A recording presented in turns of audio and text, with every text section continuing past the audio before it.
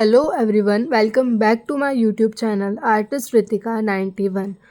आज की इस वीडियो में मैं ड्रॉ करने वाली हूँ एक राधा रानी की पिक्चर। यहाँ पर मैं राधा रानी का हाफ फेस ड्रॉ करने वाली हूँ, जिसके लिए मैंने A5 साइज़ की ड्राइंग बुक का यूज़ किया है। क्योंकि ये ड्राइंग मैंने बहुत छोटे साइज़ पर बनाई है, इसीलिए मैंने इसे फ्री हैंड ड्रॉ किया है। यहाँ पर मैंने कोई भी ग्रिड का यूज़ नहीं किया है। प्लीज़ आप इस वीडियो को पूरा देखिए, और अगर आपको ये वीडियो अच्छी लगे तो वीडियो को लाइक और चैनल को सब्सक्राइब ज़रूर करना। And thank you so much for visiting my YouTube channel.